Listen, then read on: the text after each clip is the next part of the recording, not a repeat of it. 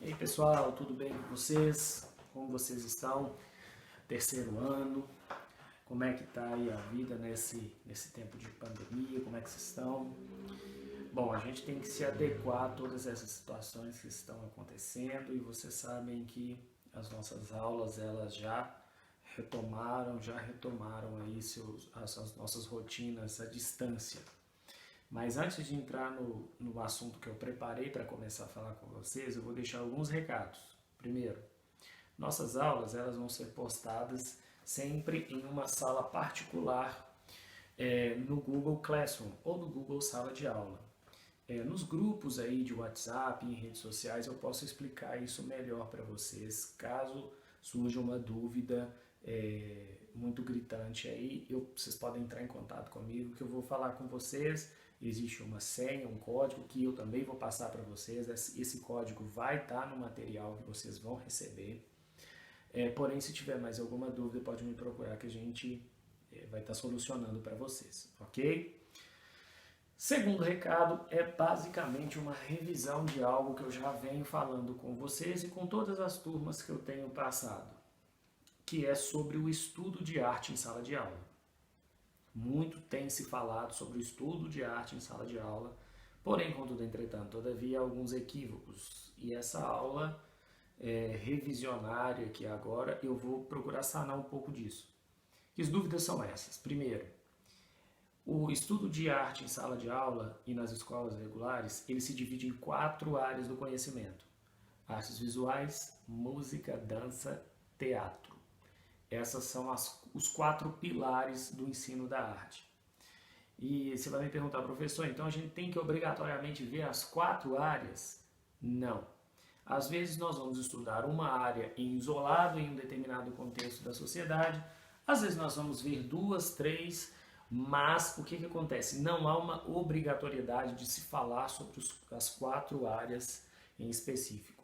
E nem há também uma forma cronológica. Às vezes a gente vai estar estudando artes visuais, depois a gente vai passar lá para o teatro, depois a gente volta para a música. Então, assim, não existe também uma cronologia fechada sobre o estudo de arte em sala de aula.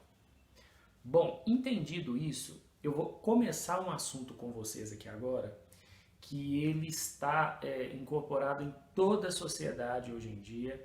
Desde o final da década de 50 é que esse tema que eu vou falar para vocês ele está inserido na sociedade. Vamos lá, você vai me perguntar, Matheus, que tema é esse? Bom, pessoal, eu preparei um assunto para a gente falar nesses estudos remotos que é sobre a arte pop, ou arte popular. O que é isso? O que quer dizer arte pop ou arte popular? Na verdade, há um equívoco também quando se fala nesse tipo de estudo. Por quê? Eu vou fazer uma linha contextual aqui agora nessa videoaula, complementar ao material que vocês vão receber. E nessa videoaula eu vou falar um pouco do surgimento dessa área, do surgimento da arte pop. E para isso eu vou fazer uma linha histórica, eu vou fazer uma pequena contextualização antes da gente aprofundar de fato nesse tema. Vamos lá. A arte pop, esse termo de arte pop, ele foi utilizado pela primeira vez no início da década de 50, alguns historiadores e alguns estudiosos da área da arte falam que aproximadamente em 1954 esse termo começou a ser utilizado nos Estados Unidos e Inglaterra. E o que acontece? Essa arte ela começou a ter seu embrião formado bem no finalzinho da Segunda Guerra Mundial. O que quer dizer isso?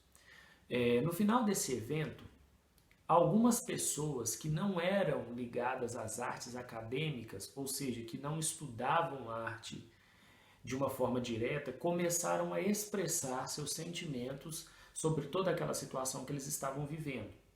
E até 1945, 1946, existia uma grande discussão a respeito de: será que a arte está restrita somente em pessoas que têm formação acadêmica? Ou pessoas comuns também podem ter manifestações artísticas? Por exemplo, uma pessoa que ela é uma pessoa que trabalha em um outro ramo, em um outro segmento, que não seja na arte. eles não valorizavam a arte que essa pessoa produzia. Ou seja, para se considerar um artista nessa época, 1940, 1945, a pessoa ela tinha que ter uma formação acadêmica. E só era considerado arte aquilo que era feito de modo original, ou seja, não poderia ser uma releitura, não poderia ser uma pessoa simples que não tinha formação na área fazendo e proporcionando uma arte. A pessoa que fosse proporcionar algo voltado para essas quatro áreas, ela tinha por obrigatoriedade que ter uma ligação acadêmica em arte para ser considerado um artista. Hoje, agora em se falando em século XXI, nós já temos uma visão completamente diferente dessa. Nós já sabemos que pessoas não necessariamente precisam ser artistas acadêmicos para ter a sua forma de arte reconhecida. Se você olhar bem, nós temos grandes nomes aqui da arte no Brasil que sequer frequentaram escolas de arte, ou escolas de música, ou alguma coisa ligada à arte acadêmica. Não vou entrar em nomes aqui agora, porque senão a gente vai estender demais, e não é o intuito daqui. Outro adendo que eu vou fazer, uma observação aí, é que essas aulas complementares, elas não vão ser muito extensas, porque esse também não é o objetivo. É simplesmente fazer um complemento do material que já foi para vocês. Bom, voltando ao tema, então, o que acontece? Essa arte, ela surge, em primeiro lugar, as suas primeiras manifestações, as primeiras manifestações da arte pop, ela surge em detrimento às práticas que estavam acontecendo até aquela data, que a gente sabe que eram os eventos da Segunda Guerra Mundial. Porém, contudo, entretanto, todavia, o que acontece, pessoal? Nesse meio tempo, cessou esse evento, mas foi um evento que deixou consequências catastróficas para a humanidade. E toda vez que um evento ele impacta o mundo inteiro, que ele traz um impacto sobre o mundo inteiro, isso também influencia no ramo da arte. Isso também propicia para a arte uma forma diferente, porque tudo que um evento global deixa na sociedade, ele também vai trazer uma forma de expressão para a arte. E isso é muito importante para quem estuda arte, para quem faz arte, para quem compõe arte, seja ela qual for. Então, o que acontece? Surge essa nova vertente, que é a arte pop. Pessoas comuns que não tinham formação nessa área começaram a proporcionar o estudo e a propagação das suas formas de arte. E foi uma coisa que na época causou muita discussão. Alguns queriam admitir essa forma de arte, outros não, principalmente os acadêmicos não queriam admitir que pessoas que não tinham formação nessa área pudessem produzir arte. Porém, nós entendemos que a arte ela é uma manifestação do ser humano. Então, ou seja, se ela é uma manifestação do ser humano, não é o fato de ser ou não acadêmico que vai considerar uma pessoa artista. Por exemplo, se nós estudarmos a arte rupestre, nós vamos ver que homens que não tinham sequer diálogo já conseguiam editar suas imagens nos interiores das cavernas e nas rochas onde eles habitavam.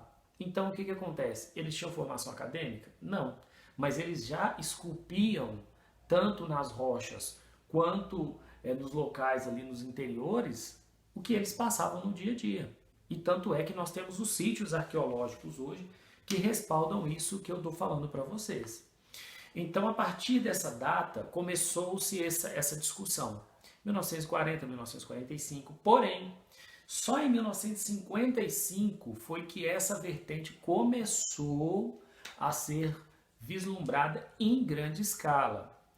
Porém, esse vai ser um assunto para a gente falar nas próximas aulas, porque isso envolve o que nós vivemos nos dias atuais.